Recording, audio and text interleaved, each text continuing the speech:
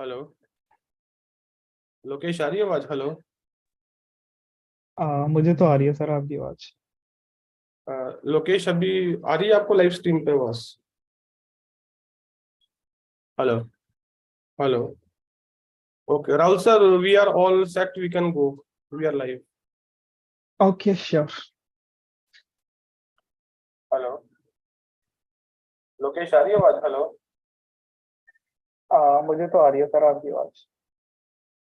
लोकेश अभी आ रही है आपको लाइव स्ट्रीम पे आवाज? Hello. Hello. Okay Rahul sir, we are all set, we can go, we are live. Okay sure. Hello. Lokesh आ रही है आवाज? हेलो। मुझे तो आ रही है सर आपकी आवाज।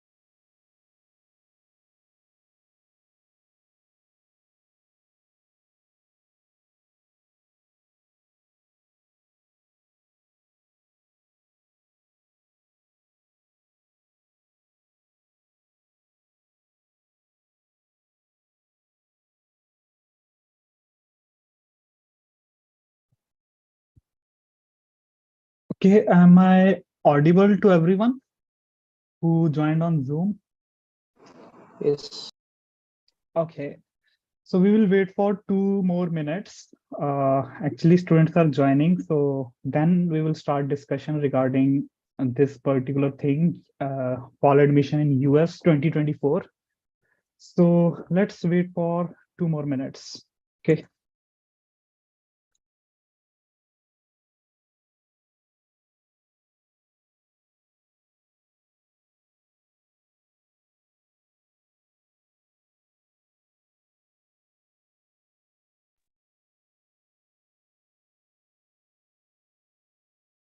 Okay, so by that time, I will just explain you like what I am going to discuss in today's meeting. So we will discuss about opportunities if you're doing higher studies from US, and we will discuss about other things like if you want to come for masters and PhD, what are the requirements, what are the deadlines, what are documents which you need, what are the tests which you have to give, whether the tests are mandatory, because many students are asking question whether GRE is compulsory or TOEFL, IELTS, which one they have to give. So I will discuss about all this.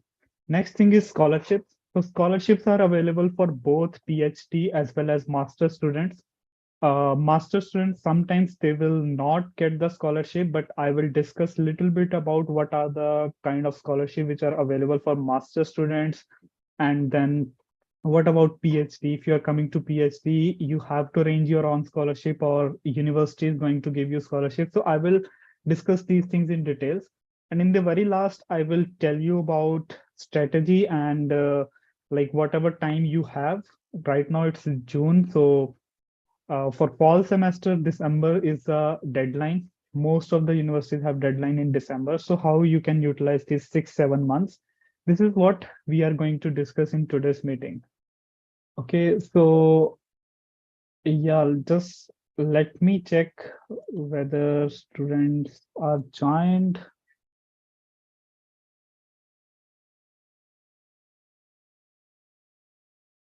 Okay, so yeah, I think we are good to go. So first of all, before I start about these things, let me quickly introduce myself. So my name is Rahul. Uh, I think most of you, if you are following YourPedia, you might have seen my videos before, but My name is Rahul. So I have done my master's from IIT Kanpur. I was in mechanical engineering department. So I did my master's from here in 2018. Then I worked in this particular company, Caterpillar. So I worked in Chennai. I worked in Bangalore for 3 years. So I stay with only one company. So I was working in R&D of this Caterpillar. So Caterpillar is US based MNC, is dealing with the heavy machinery. So I was just handling one of the team in R&D of this particular company. Then in 2021, I started my PhD from this particular university. This is in New Jersey, east coast of USA. So this is in New Jersey. University name is Rutgers University. So currently, I am a second year PhD student over here. I'm doing my PhD in additive manufacturing, again, mechanical engineering department. So yeah, this is little bit about me. And I associated with YourPedia since last 3 years. So I will be one of your mentor if you're going with YourPedia education. So yeah, this is a little bit about me. So we can come to actual discussion, like what I want to discuss in this particular meeting. So yeah, before I start, I just want to brief about some students. Like there are many students who got selections from YourPedia within last 2 years. But these 6 students are my favorite students because they have something special in their profile. So this guy Prashant, he got fully funded PhD in USA. What is special in his case? He did not write any GRE exam or TOEFL exam. He got admission, fully funded PhD in University of North Dakota without GRE exam and without TOEFL exam. So those students who have this doubt whether it is possible to get PhDs or masters in USA without GRE, without TOEFL, yes, it is possible. This is the example. Second is Christina. So why her case is special? Because she was not from IIT or NIT. She never did her bachelor's or master's from IIT or NIT. Still, she got fully funded PhD in USA. What is the key? She sent lot of emails, which I am going to discuss. If you want PhD, you actually have to send lot of emails. I'm going to discuss about these things. So you got some replies from the professor. She did the same thing. Uh, Even if she did her master's from a state university in Tamil Nadu, but she did a good project and she sent email to professors. So some of the professors replied back. She applied in that university and got fully funded PhD in USA. Next case is of Pratibha. So Pratibha, why her case is special? Because she tried in USA once and she got rejection from 7 to 8 universities. Then she come to YourPedia. We suggested her to basically improve her profile. She joined CSIR in Chandigarh. She worked on one project for 6 months. On the basis of that project, she sent some emails to the professor, and finally she got fully funded PhD. So you can always improve your profile through some certification courses, through some research work which you can do in IITs, NITs, or organizations like CSIR. So that's why like her case is very, very special. So these three students, they're from PhD, and yeah, like they can give you answer whether it is possible without IIT, NIT, without GRE, TOEFL. Yes, it's possible, and no matter like how was your MTech project, you can always improve your profile and you can secure good PhD position. There are a lot of other examples, but these three are special. Next case is for masters. So those who think if I am from private college or if I am from tier 3 college, whether I can go to top 20 colleges for masters, my answer is yes. A 3 is the example. He went to University of South California, which is very, very good college in California. And recently there is one another student who got admit in UCLA, that is like Ivy League college. So if you ask me whether from tier 3 college you can go to top 20 colleges in the world, I would say yes. In US it is possible. He's the example. Similarly, Gitartha, he got very, very good offer. He got offer from Rice University, Wisconsin Madison, Columbia University. So key for his profile is basically SOP and CV. How you're making your SOP and CV, that is very, very important. So Guitar wrote very good SOP, and he got offer from Ivy League colleges. So that is again possible if you are well aware about the process. And last case for bachelor student who are basically dreaming to come to US. So this girl, Amisha, she got direct PhD. She tried for masters also. So before joining the YourPedia, she doesn't know about direct PhD option. So there is, I think, a lot of students doesn't know about this thing. There is an option called direct PhD. So here, what you have to do, you can directly go from bachelor's to PhD. So why this is good option? Because direct PhD is always fully funded. You don't have to spend any money. If you are coming for masters in USA, so you have to spend 40 to 45 lakh. But for direct PhD, there is no cost. Instead, you will get scholarship monthly, $2,000 or $3,000. You will get scholarships. So some students might ask, like, I'm not interested in PhD. Why should I go for direct PhD? I would say get admission in direct PhD.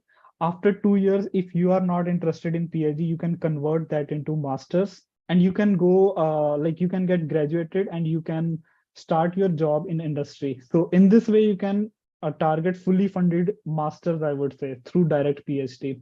And PhD is also a very good option, which I'm going to explain in the next slides. What are the job opportunities and all. But yeah, like before actually start this session, I want to tell you about these 6 success stories, which are very important, and it's very motivating. So students who keep trying, who apply in US, who send lot of emails, they generally get selection. That is my observation since last 2 years. So yeah, with this, first of all, I would discuss about why higher studies from USA. So I will give you 2, 3 points. Okay. So first thing is branding slash job role. So what happened, like when I did my master's, I did from IIT Kanpur. Us time pe I don't have much information about abroad. So I was not knowing ki kya opportunities rehti hain in abroad, especially in USA. But now I came for PhD, I explored this thing. So master students have a very good opportunities in abroad. Even if you have to pay fees there, like 40 to 45 lakh, you have to take the loan. But after your graduation, you will get very good jobs. So how it make difference? So I will tell you this thing. First thing is branding and job roles. So job role is very important thing. uh, when I joined Caterpillar, I joined it from India. Okay, so उस time पे क्या होता है कि if you join some MNC from its home country or from the other country. So cat, home country is US, and I joined it from India. So when you are in India, even if you are from IIT, I was graduated from IIT Kanpur. Even if they don't give you very good job roles from India. So what my job role was, there was one person who's sitting in USA, and he generally tell us like this type of simulation you have to run, and you just have to make a presentation. They will never tell you like why you are doing this, what is the actual problem in the basically machine which is going on. So persons who joined this type of companies from USA, they will always get this type of good job roles where they have some decision making power. But people who are joining from India or China, they just support these particular people. So in India and China, even if they are saying like it is R&D job, but actually it is a support centers. Who people join from India, they are actually supporting US people. Okay, for this particular company. If you're going to other companies like Germany based Mercedes and Benz, you are always supporting that people who are sitting in Germany. You are just doing some analysis for them. So as you grow in your life, I mean, initially 2, 3 years, my salary was very good in India compared to other mechanical engineers. But after 2, 3 years, jobs are getting very boring. Basically, you are doing same type of things for these people, and they will never tell you like why you are doing this, what's the actual thing going on in the machine. But same time, I observed people who went to US and they joined the CAT from USA. they have very good job roles. They are actually going to the plant. They will check what is going on in the machine. And later on, after 2, 3 years of experience, they will hire people in India and China, and they start taking work out of them. So that is what I want to tell you from my experience, because this thing you will never understand after doing like before doing 2 or 3 years of job in India. You will never understand this thing, but later on you will realize, okay, job roles are very boring, and you're not getting decision making powers. So this is the one thing why you should go to US and join some corporate from there. Okay. And obviously, second thing is salary.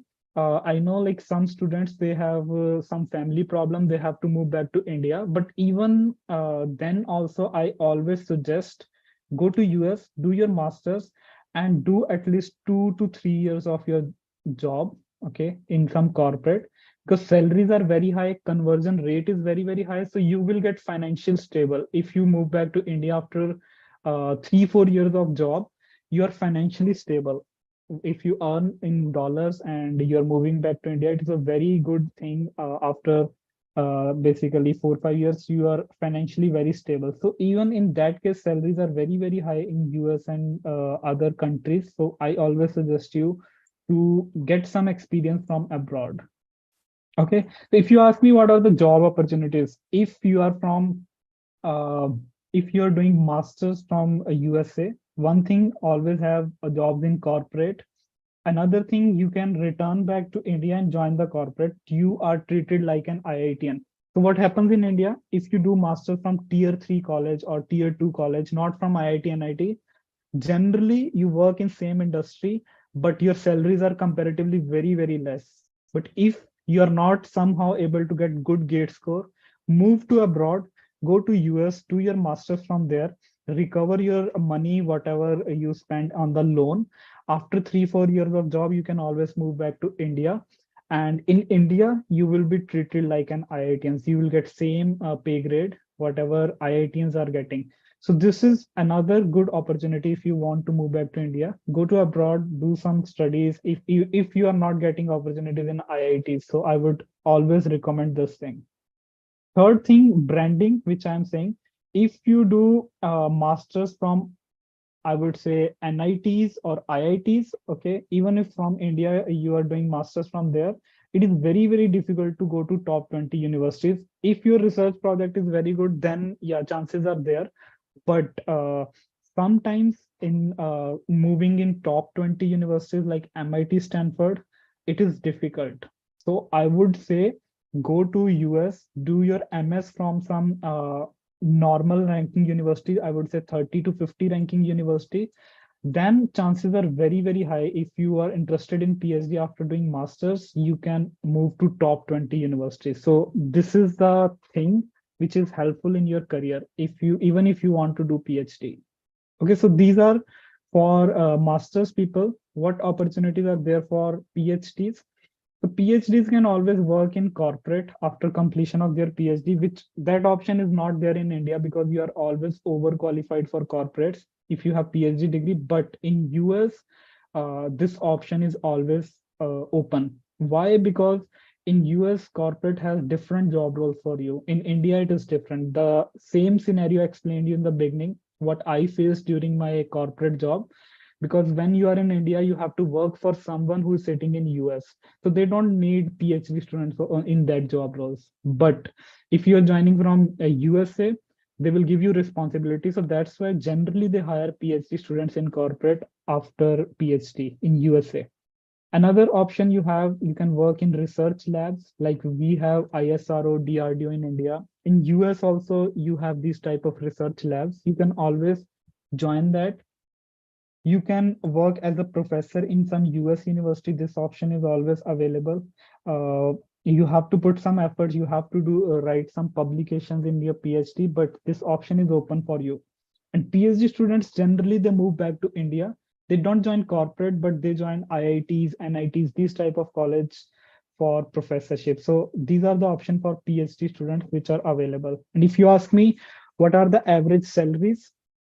In US, this is for masters. If you are doing masters in core, mechanical, material, civil, industrial, and you are not putting much effort, you're not going towards machine learning, AI, not going towards data science, then these are the salaries which you will get after masters.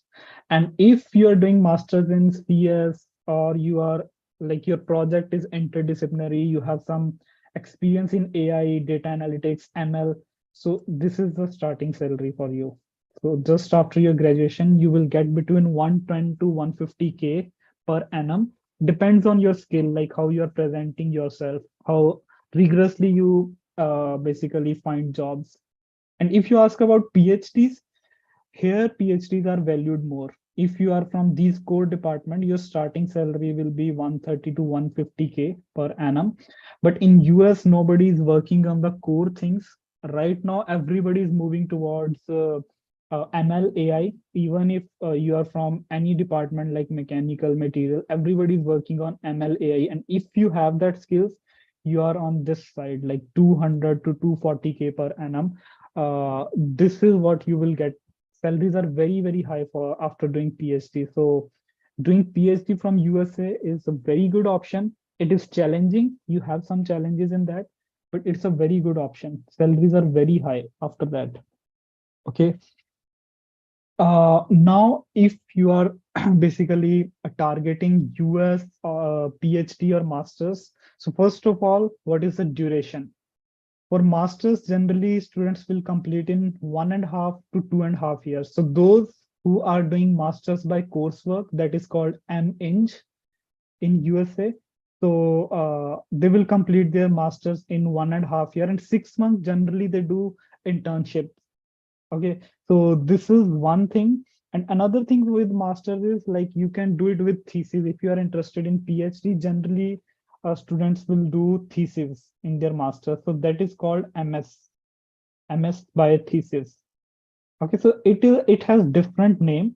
Some people call it as MS by thesis, MS by research, and some colleges call MEng as MS by coursework. So it has different name. Okay, but like there are two type of masters. This is very, very easy. You just have to do the subject, 6-month internship, you are done. This is challenging in the sense you have to do research, you have to do one project. Generally, you have to work with some PhD student, but good thing is you will get funding for this one.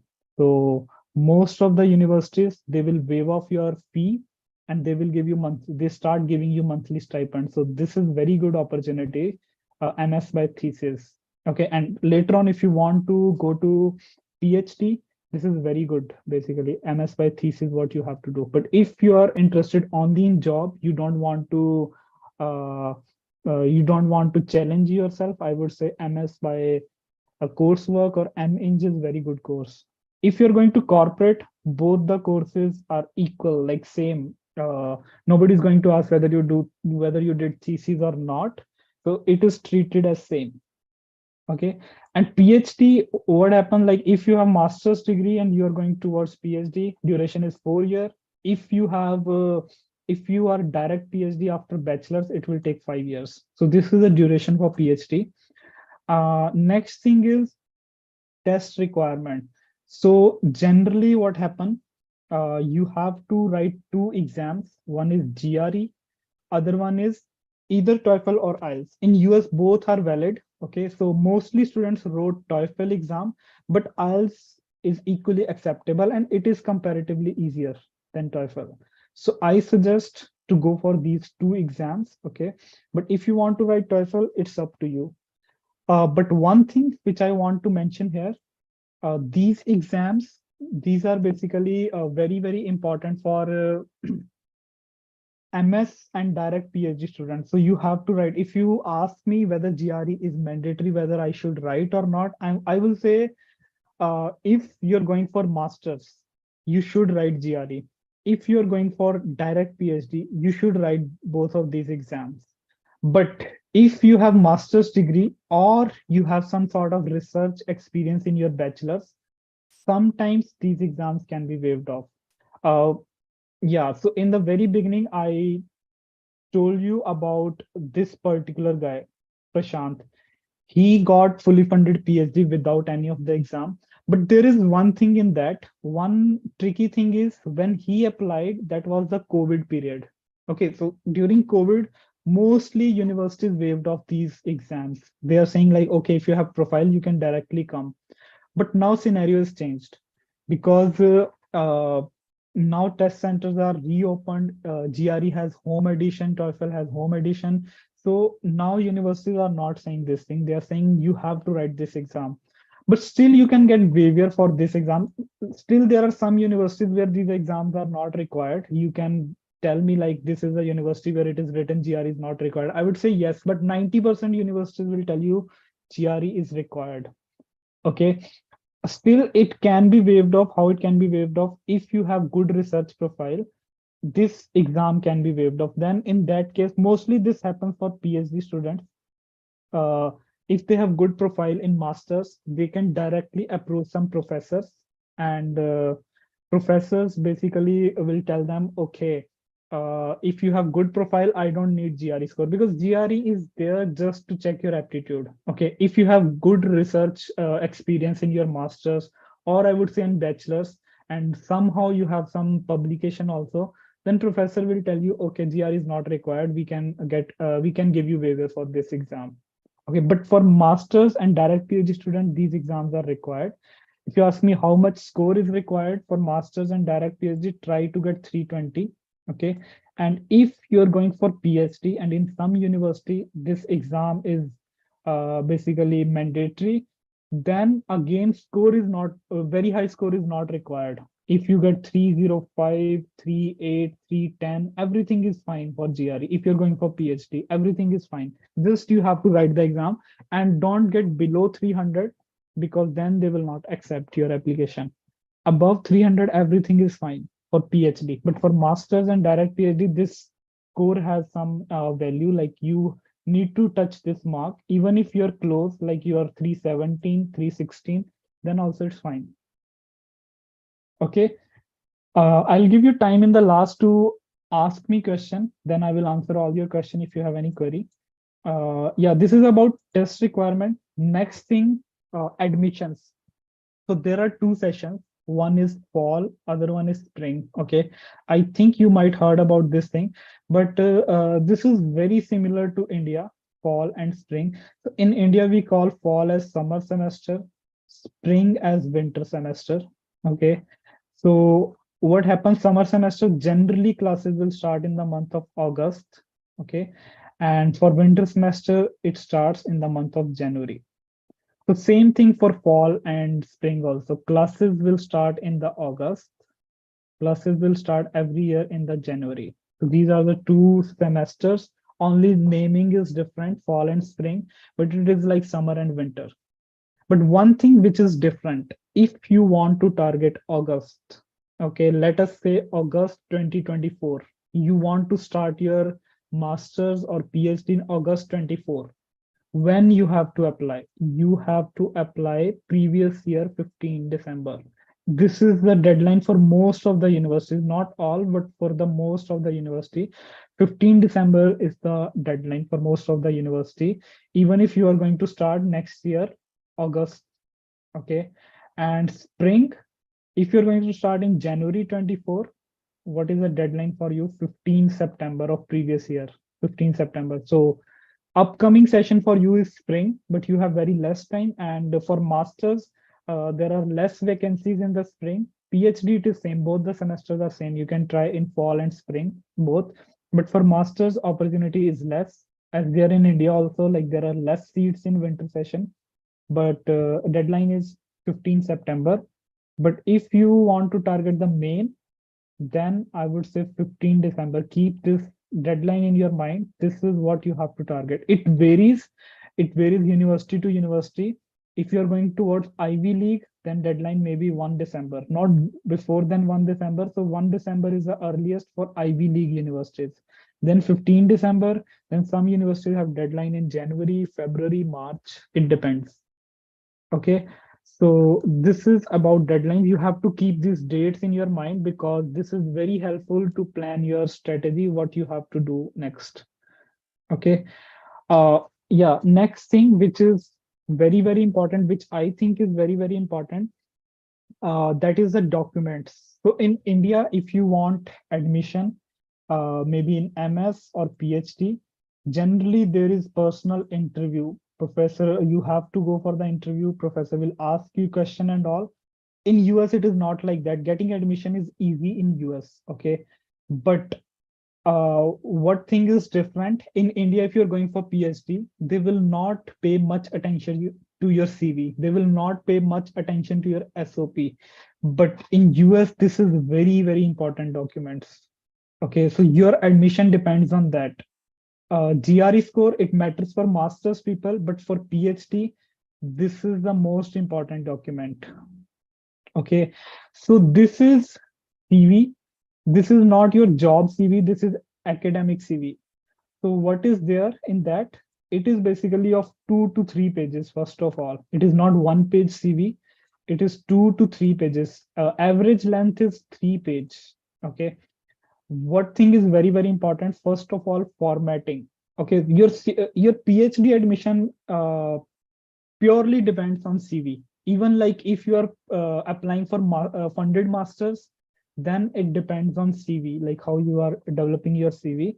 So this is like 2 to 3 page CV where you have to write each and every information very, very clearly. Formatting is very important. Like how you are organizing your CV is very important. Which thing you have to put on the top, which thing you have to put on the bottom. My next slide is related to that. So I will come back to this CV part again, like which is good CV and which one is bad CV. I will give you an idea. But formatting and how you are organizing your information is very important. And academic CV is different from your job CV. Here you have to write about your relevant coursework also. You have to write about your research experience, which you are not writing in your job CV. Job CV, nobody cares what research you did, what courses you did. But when you are applying for master's and PhD, this has significance. Okay. So first thing is CV. Second thing is SOP. So one thing is SOP is not important for those students who have master's degree. Okay, and those who are not applying in Ivy League, like MIT, Stanford, if you are not applying, then SOP has less significance. But if you are applying for master's program, if you're applying for direct PhD program, and if you are applying in top 20 universities for PhD, even if you have master's degree, if you're applying in top 20 university, then SOP has very high weightage. You have to write your SOP very, very well. So what you have to check in that for first thing is your SOP should complement with your CV. So what does that mean? If in your CV something is bad, like you have very less marks in one of the semester and it is reflecting in your transcript, so you have to prove that thing in your SOP, like why you got less marks in that and what you did to improve. So this is that one thing. Second thing is story. You have to make a story from the very beginning. If I'm a mechanical engineer, I have to tell them like why I choose mechanical engineering. I can't tell them like some uncle suggested me to basically go for mechanical engineering or mechanical is evergreen. I can't tell like that. I have to tell them why I chose mechanical engineering, then what I did in my bachelor's, what coursework I did, what extracurricular I did, what internships I did in bachelor's, then why you are interested in direct PhD, not PhD after master's, and why you are interested in, if you're going for master's, why master's in this particular college. So you can't say this has good ranking, that's why I'm coming here. You always have to tell them like this has good coursework that aligns with my research interests. This university has good research facilities, good labs, these type of things you have to always tell. So SOP is very, very important if you're going in these particular universities, and you have to make story. So first thing, like story, if you're going for PhD in MIT, why like they will select you? So you have to prove that. Okay. So generally how people do that, first of all, they will make a story. I did masters, I worked in this particular company, and in this particular company I observed this thing which is not happening good. Then I talked to many senior researchers in that particular company. They told me like this thing is not developed. Then I found a research gap and I think I can fill that research gap. So that's why I want to do PhD in that particular research area. So this is how you have to make a story. And grammatically, it should be very, very correct. So they will check two, three things. One thing is your grammar, other thing is your content, and third thing is it should complement with your CV. If something is not good in your CV, prove that thing in SOP.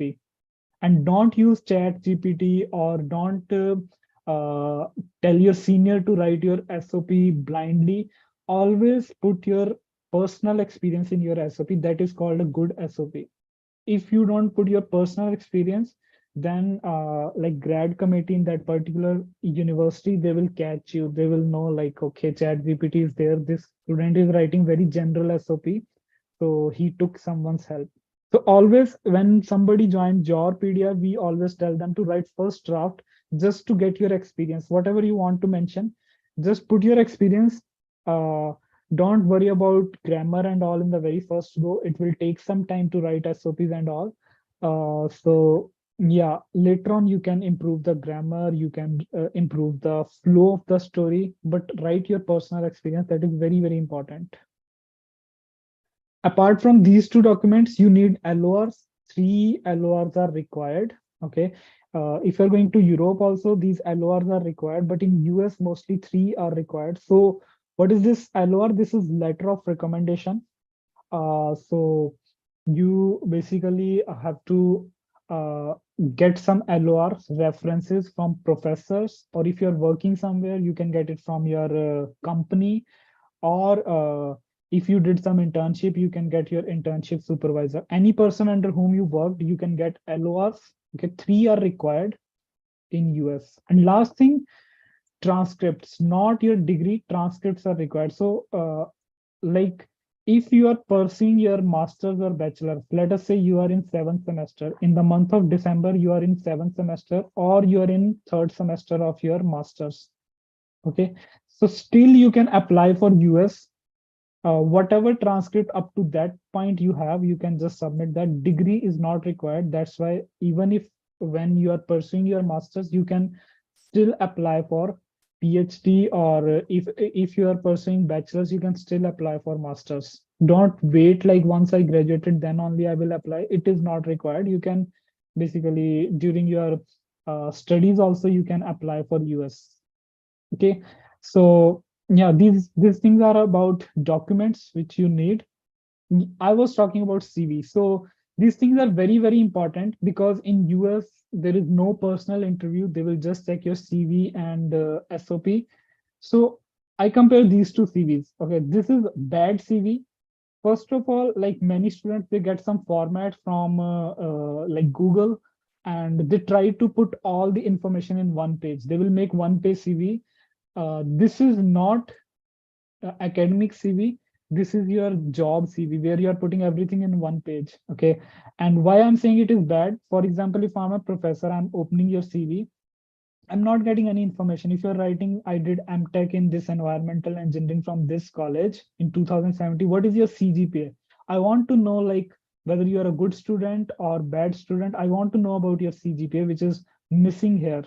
Okay, then he's writing about experience. He's writing CSIR Durgapur. I worked here as project JRF. Person who's sitting in US, he doesn't know what is CSIR Durgapur. Okay, he's not mentioning like what project he did over there, what actually skill he acquired from there. He's just writing the skills over there, but not giving any proof where he learned that. Okay, so this is the example of bad CV. If I'm saying I know AutoCAD, I know Python programming, how did you know? Like, did you do any project on that particular thing? That's why you know about that, or you're just randomly writing. So if you send this type of CV to some professor, even if you did very good project, but you will get the rejections. You might think like your profile is not good, but actually your CV is not good. But let's see about this CV. So here, like first thing, whenever somebody open this type of CV, he will directly come to this thing. Okay, this student graduate from this college, this much CGPA he got. Professor got the information. Then what is his research interest? What coursework he did? And if I'm saying I have this research experience, so I'm proof. I am giving proof for that. Like I did master's thesis on this particular project. I did these three. Like this is the description of my project. I used this software in that particular project. So in the end, if I am writing, I have this software skill, then I'm giving proof for that. So this is the example of good CV, academic CV, which you have to develop. Generally, people without guidance, they don't know about these particular things. That's why they get a lot of rejections. Sometimes they are not getting replies from the professors. So this is what I am talking about, good documents. Similarly, SOP also play important role, how you are writing the SOP, but CV is very important document. Okay. Yeah, now I'm coming towards life of a master's and PhD student in USA. So one thing which is very, very important, like how can I get the money? How can I take my expenditure? Finally, like how much you have to basically expand on this particular process. So if you're coming for masters, yes, you have to take loan if you are not getting scholarship. Some students got fully funded masters, that opportunity is there. But if you did not get, then you have to take loan of 40 to 45 lakhs initially. That covers your tuition fee, and you can recover the money. How you can recover? You can do part-time jobs on campus. So weekly 20 hours, and students start doing part-time jobs on campus. In US, you can't work off campus. Legally, you can't work. Illegally, many students are working, but legally you can't work. Uh, yeah, so earning like this much you can earn from part-time jobs on an average. You can earn more also. And yes, so there is fall semester, there is spring semester, and in between there is summer semester of 3 months. Okay, generally students do internship in these particular 3 semesters. They are getting very good salary in these internships, and if they work well, then instead of part-time jobs, they will continue their internships till the time they are getting graduate. And benefit of this internship is most of the students get pre-placement offer letters. If they are doing internship in one particular company, they will get pre-placement offer from that particular company. So yeah, full-time jobs, generally master student, they will get 6.5 to $10,000 per month. This is the salary, and this is pretty high in US. You can live a very good lavish life in this particular money. And the other thing, like if you do masters very well, plan masters very well, you can go to top 20 universities in the world for PhD if you're interested in PhD. Also, you can come back to India if you want. Your pay scales in the very beginning, I told you, pay scales like you will be treated like IITians, no matter from which university from which university in USA you graduated, but you will be treated like a IITian in India. Okay, so this is the for master's people. And for PhD, first of all, there is no tuition fee. Everything will be paid by university. You don't have to pay that. So your expenditure, not like you don't have to expend anything on your PhD studies. Instead, you will get monthly stipend. Depends on the city. So $2,000 to $3,000 per month. Yeah, you can do internship also, just like master's people. You will get paid here also, there also. And full-time jobs, in the very beginning, I told you PhDs are very highly paid in US. In India, generally people struggle for jobs, but in US, they are very highly paid if you are doing PhD. You can work in corporate, you can work in research labs, you can work as a professor in universities, and you can go for postdoctorate also in top 20 universities after your PhD. So the scholarship, this 2,000 to 3,000, a master student can also get that, okay, if they plan very well. So they will give you scholarship in the form of TA, where you have to teach a bachelor's class. You will get the scholarship in the form of RA, where you have to do research under some professor, and you will get paid for that. Sometimes you will get GA also, graduate assistantship. So this is for master student, where you have to help department in some clerical job, and your tuition fee will be paid off. You will get monthly stipends also. If your profile is very, very good, you will get fellowships. For example, there are a lot of fellowships for Asian students. There are fellowships for women's, basically you can always apply for that fellowships. So in fellowship you don't have to do nothing, you will get money. So fellowships are best, but you need a very good profile for that. So this is how master student generally got paid master than PhD student. So if you want teaching assistantship, you are going for masters, you have to send some emails to the department for teaching assistantship. Let us say you got admission in Purdue. As soon as you got the offer letter, start sending email to the grad committee of that particular college and ask whether TAs are available. If there is availability of TA, through your email, they will give you that particular thing. For research assistantship, you have to email the professor. You have to show the interest, like, okay, this is your lab. I'm pretty much interested in the project, whether you have any vacancy. Professors generally hire master students also for as a RA, and professors start paying your fee. He will start giving you monthly stipend also. So just you can send emails. So these two things will work through email. This thing generally start from second semester of masters. If you're not getting any of the scholarship, just in the first semester talk to people in your department and start asking whether they have graduate assistantship, so you will get that. And fellowship, you have to apply separately for fellowship. So yeah, these type of emails which you have to send professors. So when I was applying for PhD, I sent same type of email. This is my email only. So if I have some experience in particular research area, I found a professor in Purdue University who's working in the same research area. I sent him emails and attached my CV, and he responded me back. Thank you for your inquiry. Your area of interest, background fits my research program, blah, blah, blah. When I get an open position, I'll certainly take your case into consideration. So if 15 December is the deadline, I start sending these type of emails by September. Okay, so you have to send these things to the professor. Even if you're a master student, you want fully funded masters. So this is very long email, long and professional email you have to write. You have to give description about yourself, your previous research background, and they will start sending you replies. Okay.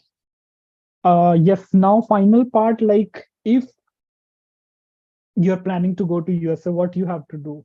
So first of all, GRE exam. I recommend you to write this.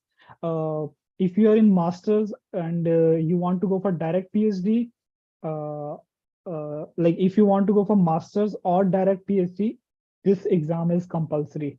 If you have MTech degree or you have some research experience in bachelor's, then this exam can be waived off. But I would say go for this exam because your scope will open. Score doesn't matter that much.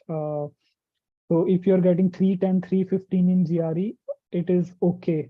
So you can take 3 to 3.5 months. Now it is like June. So you can write GRE up to August and or September mid. So this is what you have to plan. And the second thing, TOEFL or IELTS, I would say go for IELTS because it is easier. It will take 15, 20 days or 1 month most probably. So in the month of October, you have to write this exam. Yeah, November, 1 month, spare it for SOPs, or sometimes you have to write more essays like diversity essay.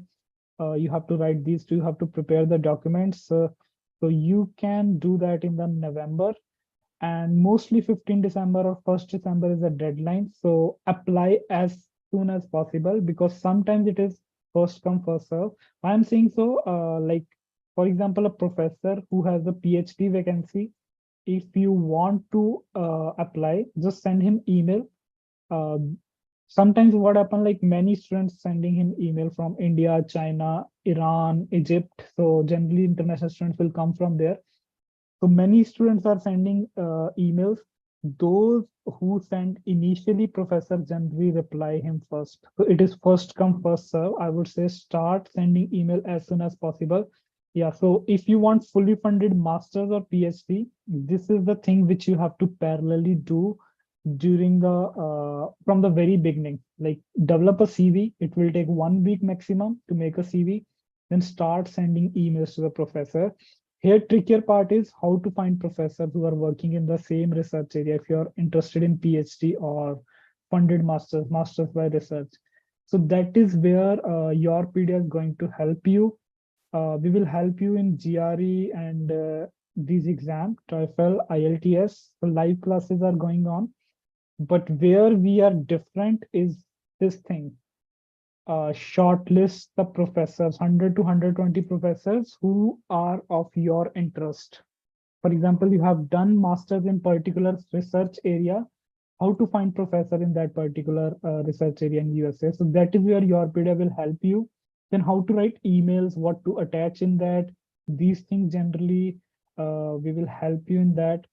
SOP writing, essay writing, motivation letter writing, and CV. CV is very, very important. How to make your CV, how to organize the information. This thing, YourPedia will always help you. Sometimes professor will ask you for research proposal. What is research proposal? Like whatever you want to do in PhD, they will ask you first of all make a proposal, send it to them. How to write that? YourPedia will help you in that. And the final thing is, this is mostly for funded masters and PhD students. There is one interview that is 30-minute interview. It is mostly it is not technical, it is non-tech, or they will check your communication skills, or sometimes they will ask you to present something like your MTech project. So we will help you in that, how to crack that interviews. Okay, but it is not that rigorous as it happens in India. So YourPedia has 4 modules. One module where we are doing everything by ourselves, like premium module, and 3 modules. One is guidance module, one is guidance plus exam preparation module, and one is only exam preparation module. Okay. So yes, so in YourPedia, these are your mentors. So generally we are PhD or master students in different universities of the world. So I am in USA currently. Ankit, he takes care of master student and he's in Canada right now. Dr. Kapil and Dr. Gurpreet, they are in UK doing postdoctorate over there. Saurabh, he's our mentor from NTU Singapore. And Sanyam, he's from Norway, NTNU Norway. Jyoti and Swapnil, they are again in US. They help in US admissions, and this guy is from IIT. These are our team. This is our team, and yeah, like last 2 years, it's been very good. Students are going to top 20 universities. They got fully funded masters, fully funded PhDs, and yes. So yeah, final suggestion from my side before I end this thing. So if you're going for masters, don't go for QS ranking, because mostly students compare the QS ranking and they find universities like that. But I suggest you always have to check where industries related to your research area or related to your department, where are the industrial hub. For example, if you're from mechanical, you have to target mid US. Okay, mid US, there are a lot of mechanical engineering companies. So if you go to low QS rank university, but it is nearer to this thing, industrial hub, you will always get good internship opportunities. Okay, if you somehow good internship, you will get very good placement offer later on. You will get pre-placement offer later on.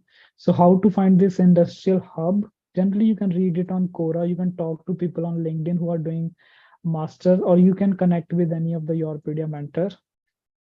Yeah, and if you are going for PhD, in PhD again, don't target the highest QS rank universities. Always target the professor, good professors who are good professors. So always check the alumni of that particular research group. If they are going in very, very good jobs, they are going in teaching also, they are going in corporates. So that is the professor which is good. So always target that. US works very differently than India. In India, if you're from IITs, you will get very good salaries, very good job opportunities. But US and other developed nations, that are different. University ranking, maybe it is not good, but if professor is good, then you will get very good job opportunities. Okay. Yeah, in PhD, supervisor behavior is very, very important. You can always talk to the current member of that research group. If supervisor is toxic, then sometimes your PhD is very bad. So you can always talk to the current members. And always check the funding scenarios with the supervisor. Sometimes what happen, your PhD is of 4 year, but professor has funding for 1 year only. So he will leave you in between. So don't just get caught in that scenario. And yeah, plan earlier for your career, like what you want to do after PhD. Plan within 1 or 2 years of your PhD. If you want to go to academia or you want to go to corporate, what you have to do different things in that case. So yeah, this is final suggestion from me. And now I am open to Q&A. I can answer the question to the people who are on Zoom. And if you are on YouTube, I can still see your question in the chat box. So you can just type in the chat box. And for more information regarding the services or anything, if you want to connect with our mentor, you can just scan this barcode and just type hi to our executive. She will give a reply very soon. So I'm open to question. If you have any question, just let me know. Yes, hello. Good evening, sir. One by one, I will take. Okay, Piali, your question I will take first. Okay, Yes, first of go all, good ahead. evening, sir. How are you? Good, I'm good. How are you? Yeah, I'm fine, sir. Thank you. Sir, actually, I am doing robotics MTech by research from IIT Mandi currently, and today only my first semester is being completed here. And actually, I'm aiming for PhD in top universities in USA. So, and my course will be completed, I think, by 2025 or maybe first months of 2026. So, in this Mhm. regard, how would I start preparing myself from now on, so that I can land it up in a very good university with good like scholarship and all those Okay, things. so if you are done with your first year, I think your coursework will be over. Now you are actually into the research part. First So, semester. okay, first semester. So I think like when you are doing your research project, okay, in robotics, when you're reading some research paper while doing the literature review, when you're doing some reading, then find the professors, find the corresponding author of that particular publication and check where those professors are. Try to be in contact with that through emails, or you can attend some conferences. First of all, you have to make a map, like whatever project you are doing, whosoever is sitting in US, like what where this particular research is going on. So you have to make an Excel sheet. By the end of third semester, you are very clear. Okay, on my project, these are the people in US who are working on this particular things. And once you are just give me a minute. Yeah. So once you are done with this thing, then what you have to do, you you can plan for GRE as well, because you have some time in the third semester. So I would say in third semester plan for GRE. And once you're done with GRE, start sending lot of emails to different professors. You will get an idea like where to apply. So finally take chance in only in those universities where you are getting replies. Okay. Okay. And after completion, what are the salary aspect can I expect if I do like AI PhD on the computer vision or robotics? I already gave you an idea. If you're doing PhD in AI or ML, then you start your career with 200 to 230K, something in between this range. You will start your career. So this is the salary, 230,000 to 200 to 230,000 dollars per annum. This is the salary range. With respect to current currency exchange rate, right? Mhm. Yeah, don't worry about the current scenario. That is mostly for manufacturing people and those who are graduating just now. Within like 1.5 to 2 years, scenario will be improved. Again, many jobs will be open. So if I completed my PhD from now onwards, it will take almost 5 to 6 years. So then it will be more as per that time the scenario would be, right? Yes. And it will not take 5 to 6 years. It will take 3.5 to 4 years in US if you have master's degree. Okay, sir. Thank you so much. Mhm. Yes. Who's next? Good evening, sir. My name is Good Krishna evening. Yadav. Yeah, my Yes. name is Hi, Krishna Krishna. Yadav. Mhm. Hello, sir. How are you, sir? Good. How are you? I am fine, sir. Thank you. Sir, I have done my BTech in mechanical engineering from NIT Mizoram. 2022 batch. Last year I have Mhm. passed out, and I am gold medalist of my batch. My Mhm. CGPA is 8.85. So Okay. am I eligible for direct PhD? Yes. So anybody who has CGPA more than 8, and some things depends on your GRE score also. So if your CGPA is above 8, you can target for direct PhD. That is one thing. But I suggest then second thing is your research experience. Sort out your interest first of all, where you want to do PhD. If you're mechanical engineering, whether you want to go to CFT or design side or manufacturing side, try to do some certification courses, or if possible, try to do 1 or 2 research project in that particular domain. I would say 90% chances if you do any research project with 8.85 CGPA, Krishna, and I suggest you to write GRE also. So with these three things, 90% chances you will get direct PhD. Chances are very high. If your CGPA above 8, chances are very, very high. Okay. Sir, actually, sir, my BTech project is not that much good, and Mhm. I am working currently in Larsen and Toubro construction, where I am working in planning. So I think it's not like Hmm. something linked with my branch. If you Um, think GRE, oh sorry, this project is not good, then spend some effort on GRE. GRE and certification courses. Certification courses like Coursera. Nowadays, very many websites are there. Skill Link is there, Coursera, then EDX, something like that. You can do certification courses in the particular research area. Then in your SOP, you can write, I have this much expertise and I want to explore this area. I'm very sure like people will get this direct PhD with the credential, whatever you have. and sir, for SOP writing, like I am Mhm. doing job in planning, where like I am doing currently completely civil job actually, not linked with Mhm. my mechanical branch. So means I need to write SOP in which I need to link my job with my project, BTech It project, is It is not something like that. mandatory. If you have different, in my case also, when I was working, my job role was completely different from my MTech project, and whatever I'm doing now, my job role was completely different. तो इतना फर्क नहीं होगा उसका. Whatever you did in your job, just mention that thing in your SOP just as a part. But if it is not related to PhD, don't explain it very much. Just mention I did this particular work, because job experience has different significance.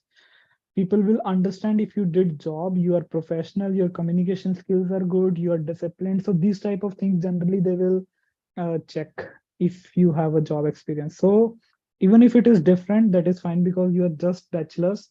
So yeah, it is fine, not a problem, Krishna. Sir, one last question I have, sir. Mhm, mhm. Sir, GRE and TOEFL is required only in USA or everywhere in like other countries also, like Canada, China, Russia, and all. GRE is required only in USA and Singapore, but Singapore will give you option to give gate score also instead of GRE. So Canada GRE is not required, Europe GRE is not required, Australia not required, New Zealand not required. So, And what but about TOEFL, sir? TOEFL and IELTS, out of these two, you have to give one exam everywhere in the world. Some universities will give you admission in Europe. Some universities will give you admission without this exam. But when you are going for visa, they will catch you. Sometimes they will reject your visa. So I suggest if you're not going to US, then write only IELTS. That is more than sufficient. If you're coming to USA, write both, I would suggest. Oh, thank you, sir. Thank you for clearing my all doubts. Okay, next question. I have some question in the chat box. I will read that. Good evening. I am Randhir Kumar. Completed my MTech in water engineering. Okay, from Central University of Jharkhand, and research areas groundwater hydrology. What is the chances to get admission? Because I thought 2020 to 2022 is gap. So gap doesn't matter, but chances of getting admission, it if you have master's degree, you have some research experience, it purely depends on how many professors you shortlist in that particular research area and how many emails you send. Okay, So some students, they send like 5, 10 emails, they will get 3, 4 positive reply. Their work is done. Those people are mostly from IITs. Okay. Those who are from private colleges, they have to send some 50, 60 emails or sometimes 100 of emails. Then they start getting replies from the professor. So it depends how you're making your CV. If you have publication, it is a plus point in your research experience, but mostly it depends on how many professors you shortlist and how many emails you send. Okay. Next question, what is certification courses? I already answered that. Which CGPA is required for PhD? Mostly master. If you have master's degree, that CGPA requires most, but it is very subjective. Some professors, they will check your BTech CGPA also, but mostly they will check only masters. They check your coursework actually, what courses you did, what graduate level courses you already did. How YourPedia help in getting education loan if financial condition is weak? So right now YourPedia is not helping anybody in educational loan, but we can suggest you some banks where you can get the educational loan, but we are not explicitly dealing with that. Okay. Any other question from your side? Hello, sir. Hello. Yes, yes. Deepak, I can start with you. Sir, actually, I have some questions. Mhm. That is, sir, I want to do masters from abroad, but sir, my background is mechanical, and I want to do my masters in data science related field. So, Mhm. sir, is it possible to change It my is, field and shift it? yes, it is pretty much possible. Many students from mechanical, civil, they are moving toward data science. So data science is possible. Many universities have this thing, basically interdisciplinary course in data science, or you can move to industrial engineering department. There you can do this data science related work. Okay, sir. And sir, I have talked to one bank manager about education loan. So he was telling that you have to give something security, which is like Hmm. your home Mhm. means paper or any liquidity. So sir, Yes. if someone's condition is not like that, so Hmm. sir, how can he can get education loan? There are some other agencies also which will give you loan without of any security or something like that, but they will give you, you have to pay more interest rate. You can just Google it out. There are some agencies which will pay you loan without this thing, without any security and all. Okay, or try for funded masters and PhD. So yeah, that will Sir, also work. one last question. Sir, is it possible for that I can shift my branch to data science in Germany country, in the Anywhere country, it is sir? possible. Germany also it is possible. Many students are doing like this.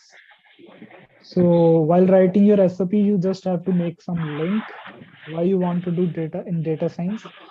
So any country will accept you that. Target industrial engineering department. Many students are doing data science related projects over there. Okay. Okay. Thank you, sir. Yes, no problem. I have another question from Prem Kumar. Can you mute? Hello, sir. So yeah. Just a minute. I'll take one question from the chat box. I got a question from Prem Kumar. Certain publications and journal communication take certain time, and how can we represent that uh, in CV and in what manner? The same for patent provisional review also. Can you share? Okay, so there are two ways, Prem Kumar. One thing is you can just mention the name of publication on your CV, and in the last, just write in the brackets submitted or under review. Professors will consider that because they also know it will take time. If you submitted the publication, you can just write in the brackets it is under review, so it will work. They will give you a credit for that. Other thing, you know about, if you know about this preprint archive, so you can just put your paper in the archive, and they will give you preprint that preprint has some reference. You can always put that in your publication section. So just search about ARXIV, that is the Cornell University Journal, which will give you preprint about your publication. Just check about that. They will give you, they will publish your article. They will like put your article online and they will give you some reference number which you can put in your CV. Okay. So these are the two ways in which you can do. What is somebody is asking, Ravi Kumar, he's asking, what if I have a gap of 1 year after master? It doesn't matter. I had a gap of 3 years after my master. It doesn't affect your PhD. So you can, 1 year is fine. Basically, it doesn't matter. Okay. Hello, sir. I am Ravin Patel. As you told my question, I am audible, sir. Yes, you are audible. Yes, sir. I have a 1 year gap. I did my Masters of Engineering in 2021 September month in electrical discipline. But after that, I had a gap. So, if it is mandatory to just justify or present any experience later or anything, sir. If like till now I heard only from one student who was saying like due to gap he got a rejection, but that from Ivy League universities, MIT, Stanford. But other than that, there are many universities where 1 year gap is fine. They just check your this thing particular your MTech project and what previous profile you have. 1 year gap is fine, or you can put some this thing like you did some volunteer work, something like that. You can do that, or you can put some fake certificate of teaching. These things you can always do, but I would say 1 year is fine. Yes, sir. And second question is like if I mention my internship in CV, but actually I have not a particular certificate of that particular internship. So I have to just submit while interview in future for PhD, or it's not mandatory to present certificate. It's just if you mention internship. So if I am able to justify, so that's okay, sir. अगर तुम मेरे से पूछो as per my experience, I never submitted any of the certificates, whatever experience I mentioned. तो मैंने कभी वो कहीं यूनिवर्सिटी में नहीं ऐसे लगाया कुछ भी ना certificate. But during your visa interview, you have to bring all the certificates because sometimes visa officer will ask you कि तुमने यहाँ पे job करी है तो certificate कहाँ है? Then at that time you have to show, but other than that university never asks. That is like next story. First of all, get the admit, and for that certificates are not required, but I would suggest don't put some fake this thing experience and all. Fake experience, if you are putting, then you should have proper certificate with yourself. Okay, but if you ask me कि university में वो required है, then I would say no, it is not required. And sir, like I not did my masters in NIT or IIT. So after that, I have a chance for PhD in USA, or I think I showed you in the how very much chance? beginning. In the very beginning, I showed you like people have chance, but there are two things. If you're trying for PhD, you should have something in your profile. If you're not from IIT and IT, you should have some good research experience. But it is not like कि मेरे पास research experience भी नहीं है. मैं किसी और research area में करना चाहता हूँ PhD. मेरे पास GRE score भी नहीं है. Then I would say there are no chances. But research experience is good. Okay, you're not from IIT and IT, chances are there. Many students from YourPedia got fully funded PhD in that way. In USA, I'm talking about. So, but they have something in their profile. Their project is good, and most of them have publications also. Okay. Hello, Yeah. sir. So, hello. Hello, sir. Sir, this is student Shivam. Yes, This is Shivam. aspirant for PhD admission. So my Okay. question is, if one person is doing PhD from Singapore, like engineers or NTU, and other one is doing from USA, whatever Mhm. you mentioned. So what is the Mhm. main difference between those? Like from USA, Difference is never as compared to university, difference is not there कि अगर तुम IIT से भी करते हो, I mean some students they are doing very good projects in IITs. Okay, difference always will come when you go into the job market. एक बार PhD हो गया, what career options you have in India? There are only two. 90% students are going for postdoctorate. Jobs ही नहीं है, overqualified for jobs in corporate. तो वहां पे difference आएगा हमेशा.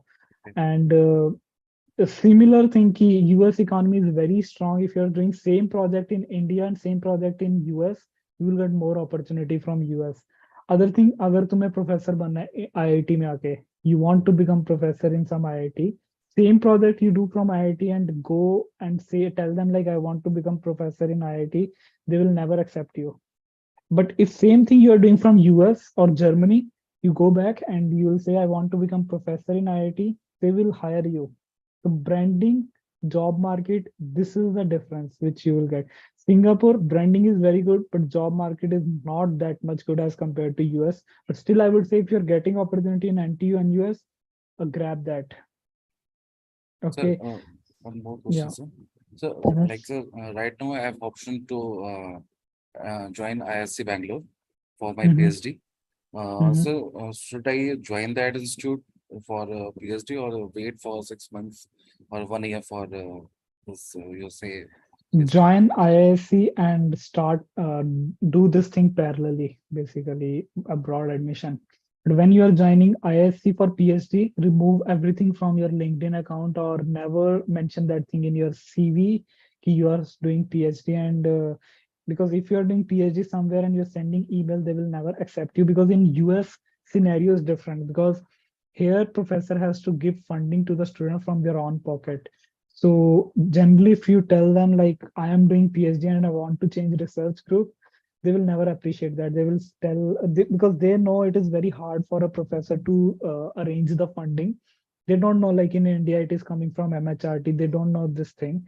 So I would suggest start your PhD in ISC and parallelly explore opportunities in abroad and remove everything from your LinkedIn and all. So after Okay. like if I pursuing PhD from here, then after like 6 months I got opportunity from there, like USA or something. So yeah, I can leave this institute. Is it possible to leave this like, PhD? Yes. Yes. Last year also some students did that. They are doing from IIT Bombay. So they spent 1 year there in IIT Bombay and they left. I would say till 1.5 year, it is fine. If you are between 0 to 1.5 year period, you can leave and start a new PhD. But if you are above 1.5, then I would say complete the PhD from IISc and explore for postdoctorate in abroad. So this is my suggestion. Thank you, sir. Hi, sir. Okay. Hello. Sir, I think there are a lot of questions, but I have limited time, so I have 10 more minutes. So yeah, go ahead. Who's talking? Pranav. Pranav. Yes. Sir, I'm from civil engineering background, having 9.5 CGPA. Sir, I'm Bachelor's or master's? So masters. Okay. I am not sure about direct PhD and masters, but after listening to the direct PhD, my mind is also telling to explore direct PhD. So my question is, can I ask for waiving of my GRE for masters? No. Tell me, like, you are currently doing bachelor's or master's? So I had completed my bachelor's. I'm Oh, you yet to do completed. masters. Okay. Go for direct PhD, and I suggest you to write GRE because you have very good CGPA and chances are very high. I don't know whether you have any research profile or something like that. If you don't have, go for GRE. Try to score some good marks, 320 around GRE score. If you somehow you get around 320 with this CGPA, Pranav, you will surely get the direct PhD. And after joining direct PhD, just decide whether you want to go with masters or PhD. I would say PhD is better option, but if you want to do masters, then leave it in between. My Yes, suggestion is write GRE. I always suggest everyone to write GRE because thing is like that, if you have 100 universities, with GRE, you can apply in that 100 universities. But if you don't have only 10, 15 universities are there where you have to take chances, already it is very competitive and you are reducing your scope. So it is true some students will get without GRE, but I always suggest you to go with GRE. Okay. Yes, sir. Leaving publications, I have everything in my profile. So I asked this question. If you have publication, you can directly connect with professors, and sometimes, yeah, they will tell you no GRE, so you can get admission without GRE also. If you have publication, then you have other things very, very good. So I would not say in every university they will give you waiver, but mostly they can give waiver for GRE. Okay. Okay, sir. Okay. Sir, I'm already a student of YourPedia. I will be contacting you in other classes. Okay. Okay. Thank you, Sure, sir. no problem. Thank you.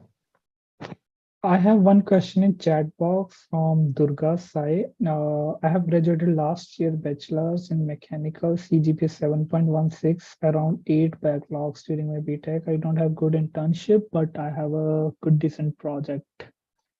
Okay. And the work is not that kind of routine. Is it worth us to go for masters to have chance to get top colleges? You have chance of getting masters, 8 backlogs. I mean, like one student had same profile, he had 8 backlogs, he got very, very good university, but the thing is he did very, very good internships. So Durga, I would say you can try for masters, but what you will get, I'm not very sure at that time. We have a different mentor for master student. He will tell you after going through your CV, like what you can target.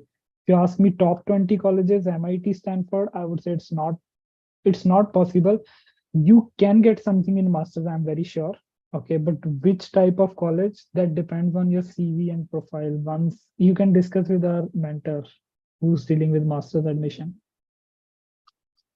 Okay, one last question I can take. Anyone of you, if you want to ask any question, last question. Good evening, sir. Good evening. Yes. So I've just graduated from my manufacturing engineering degree. I got a CGPA of 8.1. I'm from NIFT Ranchi, and I wanted to pursue masters in industrial engineering or supply chain domain. So as you said that we should target the main areas of US. So can you name what are the main areas? Any universities in the Michigan, Cincinnati, like this university, Michigan State, Michigan Tech, these type of universities, they are near to that particular industrial hub. So yeah, you can target these, and other like California, Texas, any university that is near to, that is there in that particular states, you can target those.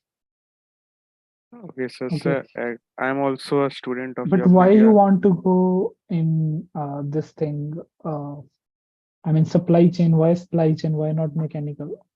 So I did internships and certification courses during my bachelor's. I did one research internship from IIT BHU and certification courses from Coursera. I got interested in this field, and my job, which I'm going to join from next month, it is in the same operations management department. Okay.